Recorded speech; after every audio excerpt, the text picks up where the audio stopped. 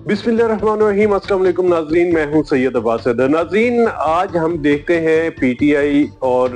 Opposition जो जमातें हैं वो एक तरफ है और दूसरी तरफ हुकूमत है। और इसमें अगर बात करें तो पीटीआई के हवाले से जो पीटीआई के प्रो ग्रुप हैं, जैसे हम कह सकते हैं, जिनसे जो पीटीआई के हक में ग्रुप हैं, वो क्या कह रहे हैं, पीटीआई के मुखालिफ ग्रुप क्या कह रहे हैं। और हकीकत, क्योंकि मैं खुद जो है वो पीटीआई को कवर कर रहा हूँ काफी अरसे से मीडिया की तरफ से, और उनकी हर खबर हमारे थ्रू होके जाती है, तो हम जो है वो उसके हवाले से भी आपको आज बताएंगे कि बेसिकली हकीकत क्या है। नाज़रीन, इस वक्त जो पीटीआई के मुखालिफ ग्रुप हैं वो तो साफ तौर पे क्लियर है कि पीटीआई इस वक्त फंसी हुई है, और जो हुकूमत है वो पूरी तरीके से पीटीआई को दबाने की जो है वो मुसलसल कोशिश कर रही है। और इस वक्त इमरान खान जेल में है, और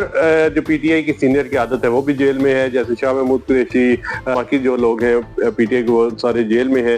लेकिन ये तो बात है एक तरफ प्रो ग्रुप, जो ऑपोजिट ग्रुप है पीटीआई का, जो पीटीआई का के हक में ग्रुप है, वो कहते हैं जी कि आज इमरान खान छूट जाएगा, कल छूट जाएगा, डील जो है वो नहीं करनी। और जो खास तौर पे जो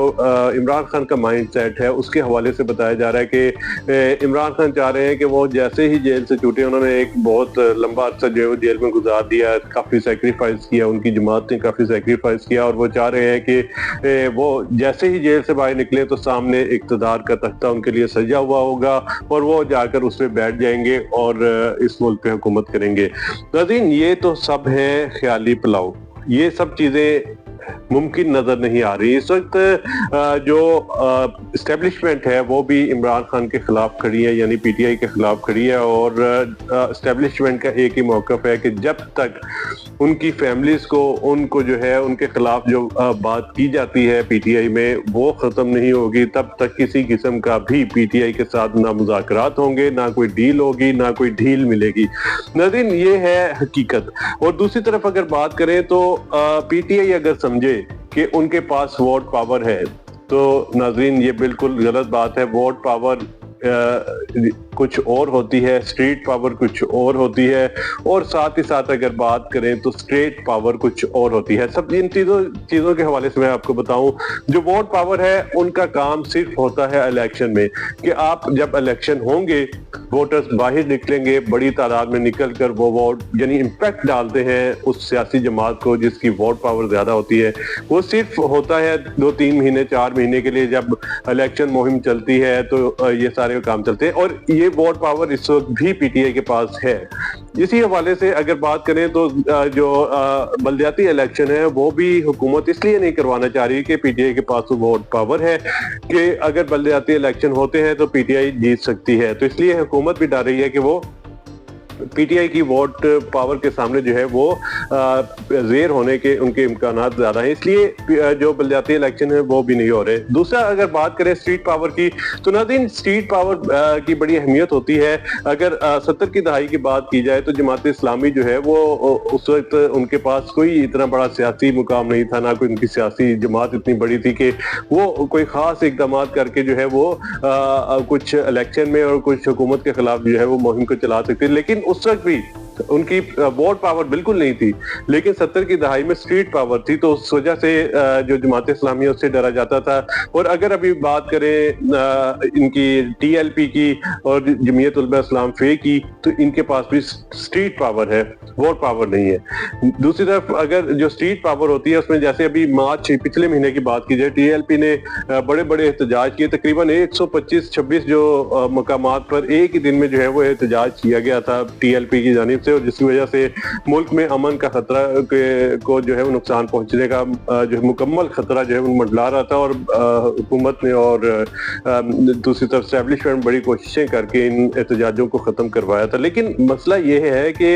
ये स्ट्रीट पावर है, ये भी ज्यादा इम्पैक्टेबल नहीं होती, क्योंकि उसके सामने एक और पावर खड़ी होती है जिसे हम कहते हैं स्टेट पावर। नाज़रीन, इस वक्त स्टेट पावर नून लीग के पास है, इस वक्त स्टेट पावर जो है वो मौजूद है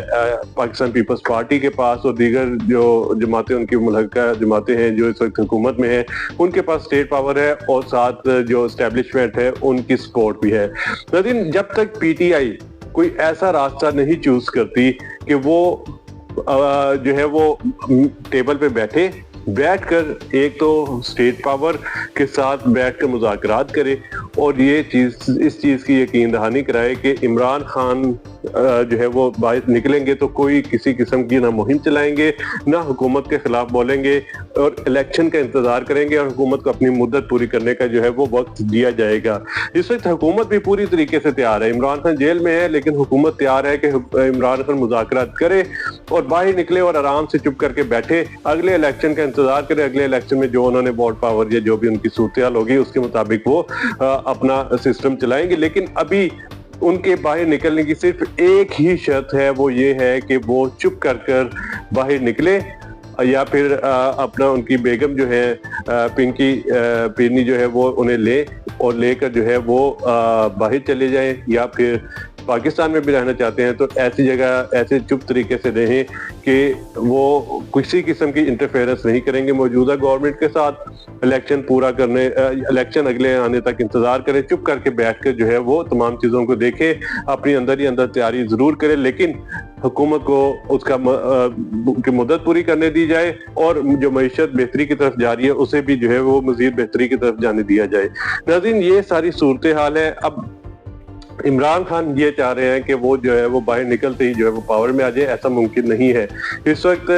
जो हालात हैं वो ये हैं कि पीटीआई को जैसे उनके दो ग्रुप्स हैं पीटीआई के अंदर भी बने हुए, एक जो है वो ग्रुप इमरान खान से मुलाकात करके दूसरे ग्रुप के खिलाफ जो है भड़काता है, दूसरा ग्रुप जो है पहले ग्रुप के खिलाफ भड़काता है। इसी तरह फवाद चौधरी को भी निकाल दिया, कई और लोग हैं उन्हें निकालते जा रहे हैं और ये जो सारी सूरत हाल पैदा हो रही है, ये ग्रुप बंदी हो रही है, ये सारा कुछ, उसकी सबसे बड़ी वजह एक ये है कि जो मौजूदा जो पीटीआई का सेटअप है उसमें जो दड़ेबाजियां बनी हुई हैं उनमें क़यादत का भुगतान है। अगर इमरान खान बाहर निकलेंगे तो वो पहले आकर अपनी पार्टी को मुनज़्ज़म करें। उन्हें पार्टी को मुनज़्ज़म करते हुए भी तकरीबन